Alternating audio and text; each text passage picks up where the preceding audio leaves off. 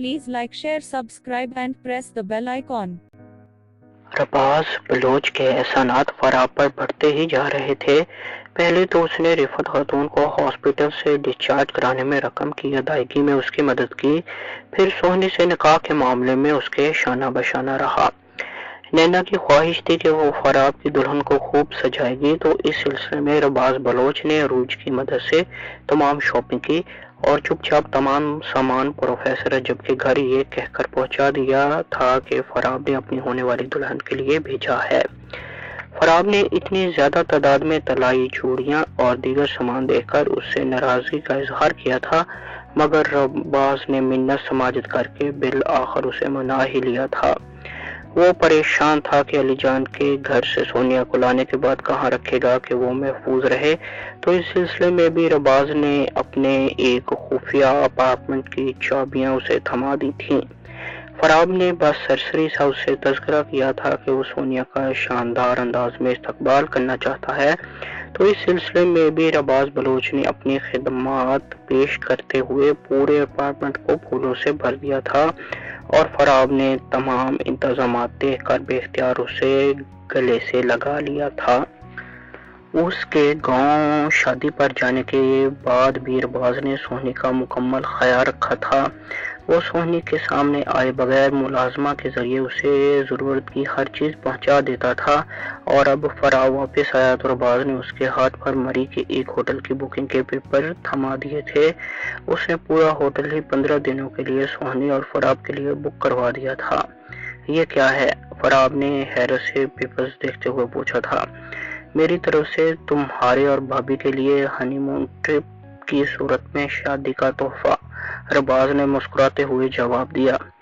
पहले क्या कम तोहफे दे चुके हो जो इसकी कसर बाकी थी? वो कोशिश के बावजूद भी लहजे को तलख होने से ना रोक सका। एक तो तुम नाराज बहुत जल्द हो जाते हो। ये सब मैं अपनी खुशी से करता हूँ, कोई जबरदस्ती तो नहीं करवाता मुझसे, और बाज ने तनक कर कहा। फिर भी यार इतने एहसान न करो मुझ पर, वो पसपाई इख्तियार करते हुए बोला। पहले तो अफसोस है कि तुम ये सब एहसान ख्याल करते हो, दोस्तों में एहसान नहीं होता, और अगर बिलफर्ज एहसान मान भी लिया जाए तो जो तुमने मुझे गुमराही की तारीकी से निकाल कर हदायत और कामयाबी की राह दिखाई है, तो इससे बड़ा एहसान क्या हो सकता है। मैं चाहे कुछ कर लूं, तुम्हारे इस एहसान का बदला कभी नहीं चुका सकता, रबाज ने ममनून लहजे में कहा। हदायत की तौफीक देना या ना देना अल्लाह की रजा पर मुनहसर है। बेशक अल्लाह जिसे चाहता है दीन की समझ अता कर देता है। बंदे के इख्तियार में क्या है? कुछ भी तो नहीं। बस हम पर तो फर्ज है कि अल्लाह ताला ने अपने आखिरी नबी हजरत मोहम्मद सल्लल्लाहु अलैहि वसल्लम के बाद नबियों का सिलसिला बंद करके अपने आखिरी नबी मोहम्मद अरबी सल्लल्लाहु अलैहि वसल्लम की उम्मत पर जो जिम्मेदारी सौंपी है, हम उस जिम्मेदारी को अच्छे तरीके से निभाने की कोशिश करते जाएं, और वो जिम्मेदारी ये है कि लोगों को नेकी की तलकीन करना और बुराई से रोकना। हम हजूर सल्लल्लाहु अलैहि वसल्लम के उम्मती कितने खुश नसीब हैं कि अल्लाह ताला ने हमें नबियों वाला मुकद्दस काम सौंपा है, मगर अफसोस हमें इसकी कदर नहीं। हाँ, तुम वाकई ठीक कहते हो, रबाज ने ताईद की। अच्छा, सोनिया भाभी को मेरे घर दावत पर कब ला रहे हो? थोड़े तवक्कुफ के बाद रबाज ने पूछा। अभी तो रेहाना आपी ने सोनिया को घर लाने के लिए मुझे भेजा है। घर वालों के लाड प्यार और तुम्हारे मरी हनीमून ट्रिप के तोहफे से निपट लें, फिर तुम्हारी दावत को भी देख लेंगे, वो मुस्कुराते हुए बोला। इसका मतलब है तुमने घर वालों को अपनी शादी का बता दिया? क्या रिएक्शन रहा उनका? रबाज ने इश्तियाक भरे लहजे में पूछा। सब बहुत खुश हुए और मेरी दुल्हन देखने को बेताब भी। मुस्कुराहट बदस्तूर उसके होठों पर बरकरार थी। ये तो बहुत अच्छा हुआ, अरबाज ने खुशी का इजहार किया। अरे हाँ, याद आया, भाभी को किस तरह घर लेकर जाओगे? बाइक तो अपनी तुमने ना जाने कहाँ गुम कर दी है, अरबाज ने थोड़े तवक्कुफ के बाद पूछा। शहर में बहुत मोटर गाड़ियां हैं, किसी पर भी चले जाएंगे, वो लापरवाही से बोला। मेरे साथ आओ, अरबाज उसे सिटिंग रूम से उठाते हुए बाहर पोर्च में ले आया। کیا ہے یار؟ وہ اس کی حرکت پر جھنجھلا گیا۔ یہ لو یار، تمہارے لیے ہے۔ ارباز پورچ میں کھڑی اسپورٹس بائک کی چابی نکال کر اس کی طرف بڑھاتے ہوئے بولا، نہیں، میں یہ نہیں لے سکتا۔ وہ اکڑے لہجے میں بولا، ادھار دے رہا ہوں، جب تم جاب پر لگ جاؤ گے تو پائی وصول کروں گا تم سے۔ ارباز نے اس پر جال تانا۔ جب میں سمجھنے لگا کہ امپورٹڈ اسپورٹس بائک کی رقم تم کو چکا سکتا ہوں تو بلا جھجک تم سے چابی پکڑ لوں گا۔ وہ جال میں پھنسنے کو بالکل بھی تیار نہ ہوا۔ جانتے ہو فراب، ایک بار تم نے باتوں باتوں میں مجھ سے ایک بات کہی تھی، وہ مجھے اب تک یاد ہے، ارباز نے سنجیدہ لہجے میں کہا۔ کون سی بات؟ وہ چونکا۔ تم نے اپنی اس خواہش کا اظہار کیا تھا کہ تم اپنی وائف کو بائک پر ہنی مون پر لے کر جاؤ گے، اسے خوب گھماؤ گے، مختلف شہروں کی سیر کرواؤ گے، ڈھیر ساری شاپنگ کروانے کے ساتھ ساتھ اچھے اچھے ہوٹلز میں کھانا کھلاؤ گے۔ ارباز نے یاد دہانی کرائی۔ ہاں کہا تھا تو، وہ ماتھے پر سلوٹیں لاتے ہوئے پوچھنے لگا۔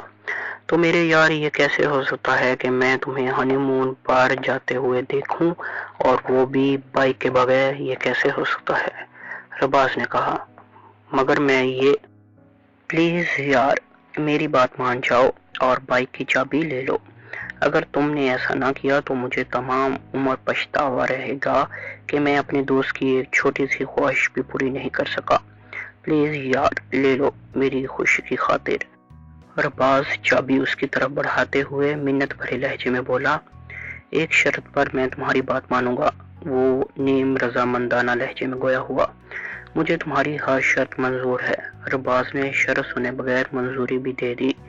آئندہ تم رقم کے معاملے میں میری کبھی مدد نہیں کرو گے۔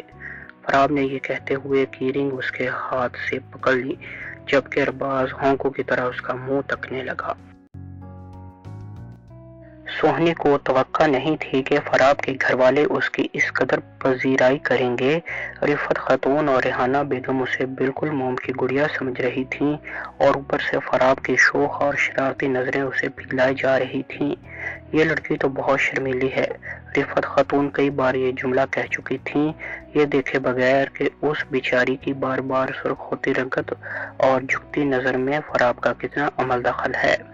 سوہنی کو یوں لگ رہا تھا جیسے وہ جنت میں آ گئی ہو، ہر کوئی اس کا خیال رکھ رہا تھا، اس پر پیار جتا رہا تھا۔ خیال رکھنے اور پیار جتانے میں مشیب تو سب کو پیچھے چھوڑ گیا تھا، ہر وقت اس کے ساتھ چمٹا رہتا، اور سوہنی کو فراب کی شوخیوں سے بچنے کے لیے مشیب کی صورت میں ایک ہتھیار میسر آ گیا تھا، مگر وہ بھی اپنے نام کا ایک تھا، کہاں باز آتا۔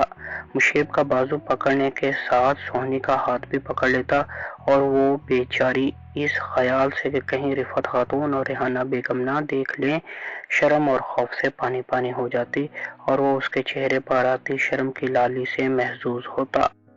وہ صحن میں چارپائی پر ریحانہ بیگم کے پاس بیٹھی انہیں سبزی کاٹتے ہوئے دیکھنے کے ساتھ ساتھ ان سے باتیں کر رہی تھی۔ اس نے مدد کرنے کی کوشش کی، مگر انہوں نے پیار سے یہ کہتے ہوئے اسے منع کر دیا تھا کہ ابھی اپنے ہاتھوں پر لگی مہندی تو اتر لینے دو، پھر شوق سے کام کرتی رہنا۔ فراب باہر سے آیا تو اسے وہاں بیٹھی دیکھ کر وہیں آ گیا اور ریحانہ بیگم کے قریب بیٹھتے ہوئے کٹی ہوئی گاجروں کے ٹکڑے اٹھا کر کھانے لگا۔ آپی سونو بہت سگڑ ہے، آلو کے پراٹھے تو بہت مزے کے بناتی ہے۔ وہ بات تو ریحانہ بیگم سے کر رہا تھا، مگر اس کے پاؤں کی انگلیاں سوہنی کی نرم و نازک پنڈلی پر پیانو بجا رہی تھیں۔ اچھا ہے، لڑکیوں کو سگڑ ہونا چاہیے، مگر تم نے ہماری گڑیا پر بہت ظلم کیا کہ وہ نئی نویلی دلہن تھی اور تم اس سے پراٹھے بنوا کر کھاتے رہے۔ ریحانہ بیگم نے اس کے گاجر کے ٹکڑے اٹھاتے ہاتھ پر چپت لگاتے ہوئے ان کٹی سالم گاجر اس کی طرف بڑھاتے ہوئے کہا، میں کیا کرتا، میری دلہن کو ہی شوق تھا کچن کو اپنے حسن کی روشنی سے چمکانے کا۔ وہ سوہنی کی حالت سے محظوظ ہوتے ہوئے بولا، جو اپنی پنڈلی کو اس کے پاؤں کی شرارتی انگلیوں سے بچانے کی ناکام کوشش کر رہی تھی۔ ریحانہ بیگم سمجھدار خاتون تھیں، سوہنی کے کسمسانے اور بار بار پہلو بدلنے سے سمجھ گئیں کہ فراب اسے ضرور تنگ کر رہا ہے۔ اپی ذرا ایک اور گاجر دیجیے گا۔ وہ خفگی سے اپنی طرف دیکھتی سوہنی کی طرف مسکراہٹ اچھالتے ہوئے ریحانہ بیگم سے فرمائش کرنے لگا۔ سوہنی بیٹا، تم ادھر میرے پاس آ کر اپنے میاں کو گاجریں کھلاتی رہو، ورنہ یہ بدھو تو مجھے سبزی کاٹنے نہیں دے گا۔ ریحانہ بیگم کو بالآخر اس پیاری سی لڑکی پر ترس آ گیا جو فراب کی شرارتوں کے سامنے بند باندھنے میں ناکام و بے بس دکھائی دے رہی تھی۔ جی اپی، وہ ان کے قریب کھسکتے ہوئے بولی تو ریحانہ بیگم نے مشکل سے اپنی ہنسی روکی، کیونکہ سوہنی کا لہجہ اور انداز ایسا تھا جیسے اسے بہت بڑی آفت سے نجات دلائی گئی ہے۔ 3 روز وہ دونوں گھر والوں کے ساتھ رہے تھے اور اس کے بعد ہنی مون کے لیے چلے گئے۔ ان 3 دنوں میں فراب نے اتنی رقم کا بندوبست کر لیا تھا کہ وہ ہنی مون کو زبردست طریقے سے منا سکیں۔ کیا ہم بائک پر مری جائیں گے؟ سوہنی نے اسے مختصر سامان کے ساتھ بائک سٹارٹ کرتے ہوئے دیکھ کر حیرت سے پوچھا تھا۔ ہاں بالکل، وہ مسکراتے ہوئے بولا۔ ارے اتنی دور میں تھک جاؤں گی، اس نے پیار بھرا احتجاج کیا۔ بے فکر رہو، ہم سفر کم اور سیر و تفریح زیادہ کریں گے، وہ اس کا احتجاج رد کرتے ہوئے بولا۔ آپ کیوں بائک پر جانا چاہتے ہیں؟ گاڑی پر جاتے ہیں نا، وہ اس کے قریب آتے ہوئے لاڈ سے بولی۔ بائک پر تمام سفر میں تمہارا ہاتھ میرے شولڈر پر رہے گا، جبکہ گاڑی پر جانے کی صورت میں ایسا نہیں ہوگا۔ تمہارے جیسی خوبصورت بیوی ساتھ ہو تو پھر کس ظالم کا جی چاہے گا کہ وہ بائک کو چھوڑ کر گاڑی کی ڈرائیونگ کرے؟ فراب نے اس کا ہاتھ پکڑ کر اسے بائک پر بٹھاتے ہوئے کہا اور ساتھ ہی بائک آگے بڑھا دی تھی۔ وہ جو بائک پر اتنے طویل سفر سے ڈر رہی تھی، اب اس سے زیادہ اور کوئی خوش دکھائی نہیں دے رہا تھا۔ وہ 6 روز میں مری پہنچے تھے۔ 2 روز انہوں نے اسلام آباد میں قیام کیا تھا۔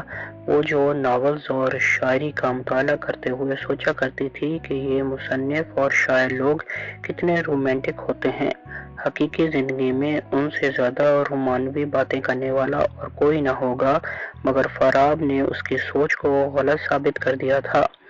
وہ نہ مصنف تھا نہ شاعر، مگر اسے پیار کی اس دنیا کی سیر کروا رہا تھا کہ اس کے اب تک پڑھے ناولز کے ہیروز نے بھی ایسا نہیں کیا تھا۔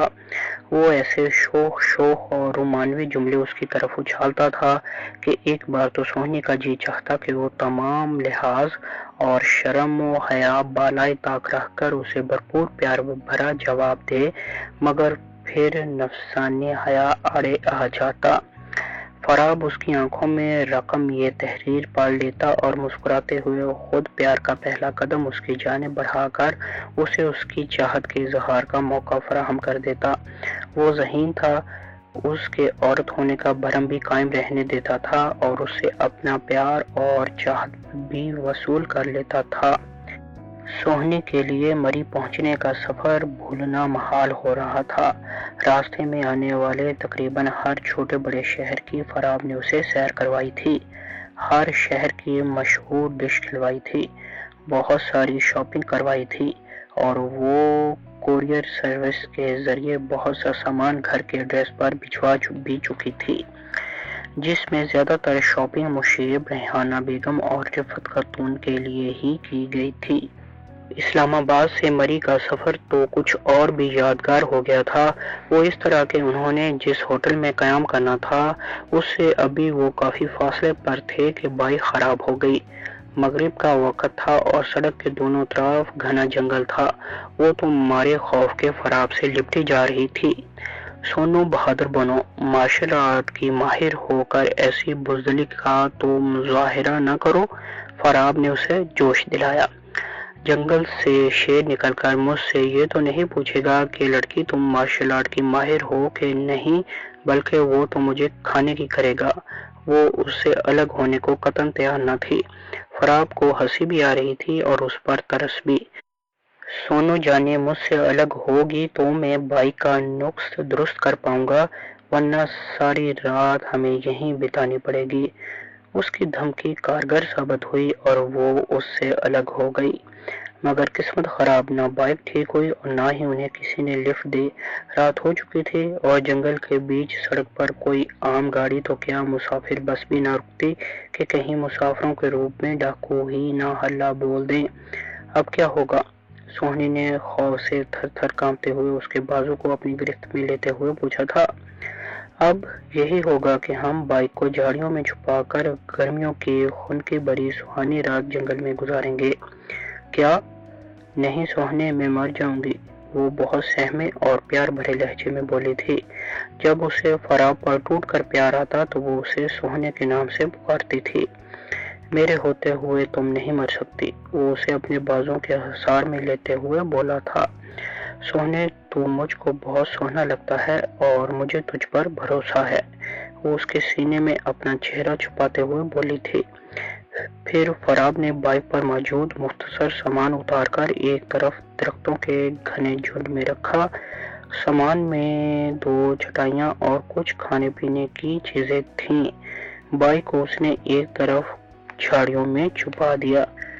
ان کاموں کو کرنے میں اس نے 1 منٹ صرف کیا تھا اور اس دوران ہی سوہنی کی خوف سے حالت غیر ہو گئی تھی، اور اگر چند سیکنڈ وہ اس کے پاس اور نہ آتا وہ تو ڈر سے چلانے ہی لگتی، کیونکہ جنگل کی فضا میں خوفناک درندوں کی دھاڑیں واضح سنائی دے رہی تھیں۔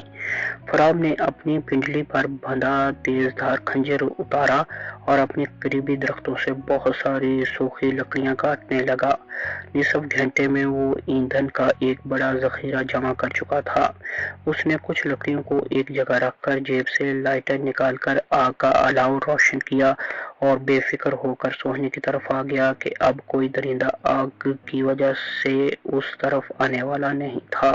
وہ جو خوف سے تھر تھر کانپ رہی تھی، فراب کے قریب آنے پر ایسے دکھائی دینے لگی جیسے اس سے زیادہ بہادر اور نڈر اور کوئی ہے ہی نہیں۔ فراب نے ایک چٹائی نیچے اس طرح بچھائی کہ قریب موجود درخت سے تکیے کا کام بھی لیا جا سکتا تھا۔ پھر اس نے کھانے پینے کی چیزیں چٹائی پر رکھتے ہوئے دوسری چٹائی کو بطور لحاف استعمال کرنے کی غرض سے قریب رکھ لیا اور آگ پر بہت سی لکڑیاں اور پھینکنے کے بعد باقی لکڑیوں کو اٹھا کر چٹائی کے قریب لے آیا کہ وہ بیٹھے بیٹھے ضرورت پڑنے پر آگ پر پھینکتا رہے۔ وہ اس دوران چٹائی پر کھانے کی چیزیں سجا چکی تھی۔ پیٹ بھرنے کے بعد فراب نے درخت سے ٹیک لگا کر چٹائی کو اپنے سینے تک اوڑھا اور اشارے سے سوہنی کو اپنے پہلو میں لیٹنے کے لیے بلایا۔ وہ مسکراتے ہوئے اس کے پاس آ گئی۔ اسی وقت فضا میں شیر کی دھاڑ گونجی اور وہ مارے خوف کے اس طرح فراب کے ساتھ لپٹی کہ جیسے اب کبھی الگ نہیں ہوگی۔ اب کیا؟ جنگل تھا، سناٹا تھا اور سناٹے میں کبھی کبھی گونجتی درندوں کی دھاڑیں تھیں۔ جاتی گرمیوں کی خنکی میں ڈوبی ہوئی سہانی رات تھی۔ چاند اور بادلوں کی آپس میں آنکھ مچولی تھی۔ آگ کی حرارت پہنچاتی روشنی تھی اور وہ دونوں تھے۔ پوری رات وہ اس کے ساتھ لپٹی رہی تھی اور فراب کے ہونٹوں پر مسکراہٹ مچلتی رہی تھی۔ رات کی آخری پہر سوہنی تو سو گئی تھی مگر وہ تمام رات جاگتا رہا تھا۔ جب ہلکی ہلکی روشنی پھیلی تو اس نے نہایت محتاط اور محبت بھرے انداز میں سوہنی کو خود سے الگ کیا کہ اس کی نیند خراب نہ ہو، اور پھر دھیمی پڑتی آگ پر بچا ماندہ ایندھن پھینک کر وہ اٹھ کھڑا ہوا۔ تھوڑی سی تلاش کے بعد اسے پانی کا چشمہ مل گیا۔ جوس کی خالی بوتل وہ ساتھ اٹھا لایا تھا۔ بوتل پانی سے بھر کر ایک طرف رکھنے کے بعد اس نے وضو کیا اور واپس آ گیا۔ وہ ابھی تک بے خبر سو رہی تھی۔ اس نے مسکراتے ہوئے ایک نظر اس پر ڈالی اور ایک طرف چٹائی پر قدرے خالی جگہ پر نماز ادا کرنے لگا۔ وہ نماز سے فارغ ہوا تو سوہنی بیدار ہو چکی تھی اور بغور اسی کی طرف دیکھ رہی تھی۔ ایسے کیا دیکھ رہی ہو؟ وہ مسکراتے ہوئے پوچھنے لگا۔ دیکھ رہی ہوں آپ مرد کتنے خوش قسمت ہیں، نماز کا ساتھ آپ سے آخری سانس تک نہیں چھوٹتا، وہ رشک بھرے لہجے میں گویا ہوئی۔ ہاں یہ تو ہے، مگر ہمیں اللہ تعالیٰ کی تقسیم پر خوش رہنا چاہیے۔ اس نے جس کو جو بنایا، جیسا بنایا، اچھا ہی بنایا ہے۔ عورت کو اللہ تعالیٰ نے اگر نازک بنایا ہے تو اس پر احکامات کی ادائیگی میں بھی نرمی فرمائی ہے۔ مرد میدان جنگ میں بھی ہو تو نماز اس پر فرض ہے، جبکہ عورت اپنی نزاکت کی وجہ سے گھر میں رہتے ہوئے بھی مخصوص دنوں کے لیے اس فرض کی ادائیگی سے مستثنیٰ ہے۔ اسلام نے عورت کو وہ مقام دیا ہے کہ اسے اپنے عورت ہونے پر رشک کرنا چاہیے، نہ کہ شکوہ۔ وہ اٹھتے ہوئے نصیحتی لہجے میں بولا، جی بالکل، ہمیں اللہ کی رضا پر راضی و خوش رہنا چاہیے۔ وہ متفق انداز میں سر ہلاتے ہوئے بولی، سامنے پڑی بوتل میں تازہ پانی ہے، تم منہ ہاتھ دھو لو، پھر ہمیں چلنا بھی ہے۔ موسم کے تیور کافی خطرناک لگ رہے ہیں، لگتا ہے بارش جم کر برسے گی۔ فراب بائک کی جانب قدم بڑھاتے ہوئے بولا تو وہ جلدی جلدی اس کی ہدایات پر عمل کرنے لگی۔ پھر جب وہ بائک لے کر آیا تو وہ منہ ہاتھ دھونے کے ساتھ ساتھ چٹائیاں وغیرہ بھی تہہ کر کے سمیٹ چکی تھی۔ بائک تو خراب ہے، اب ہم کیسے جائیں گے؟ وہ اس کے قریب جاتے ہوئے اچانک یاد آنے پر بکھلائے لہجے میں پوچھنے لگی، تم سے کس نے کہا کہ بائک خراب ہے؟ فراب سنجیدگی کی انتہا کو پہنچے ہوئے لہجے میں گویا ہوا، کل شام آپ ہی نے تو کہا تھا۔ وہ حیرت بھرے لہجے میں بولی، میں نے کہا تھا؟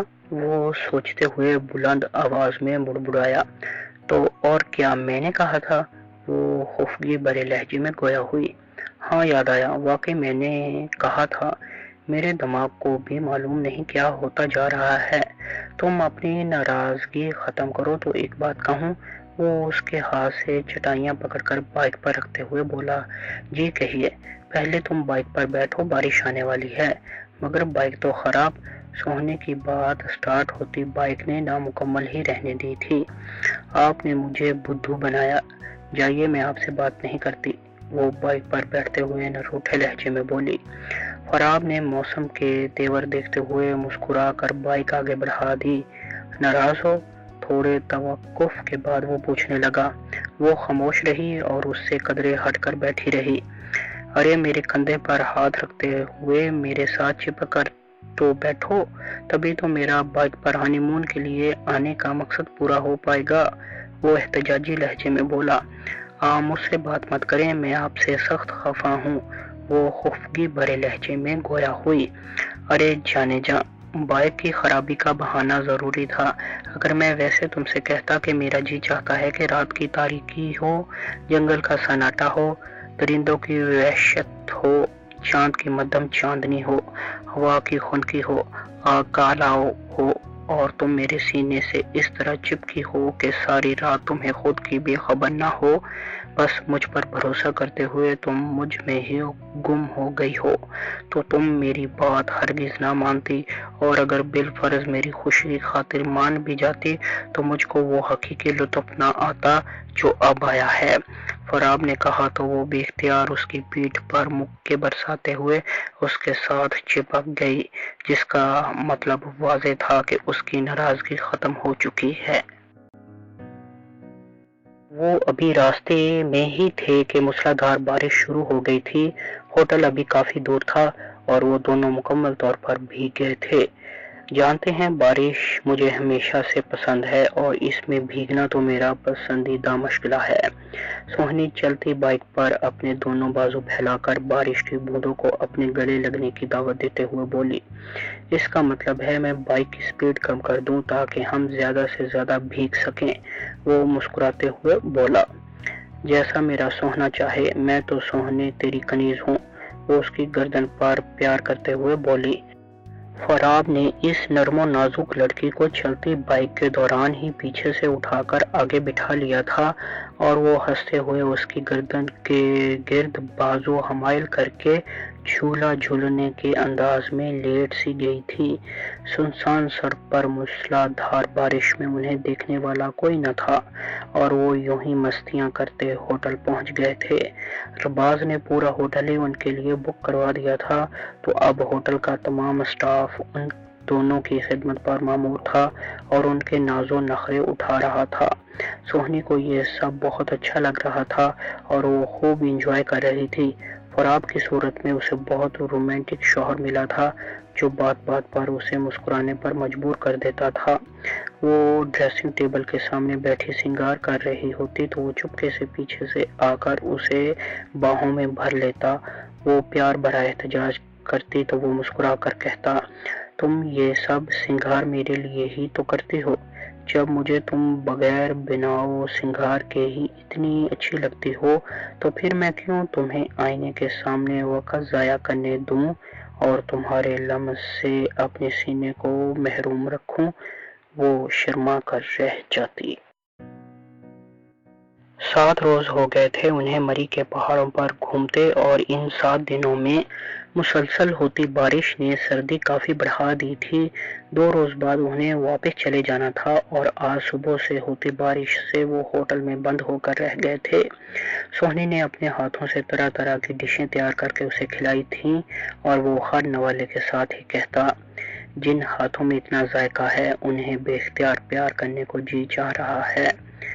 شام تک وہ کھانے پینے اور کیرم کھیلنے کے ساتھ ساتھ مختلف موضوعات پر چٹپٹی بحث بھی کرتے رہے، چاہے بات ملکی سیاست کی ہو یا اکانومی کی، اندرونی و بیرونی خارجہ پالیسیوں کی ہو، یا ملک میں تعلیم کے فروغ کے لیے حکومت کی ناقص حکمت عملی کی، چاہے شوبز کی بات چل نکلے یا پھر سپورٹس کی۔ وہ ہر موضوع پر کھل کر اظہار خیال کرتی تھی، اور فراق کو اس سے بحث کرنے میں لطف آتا تھا۔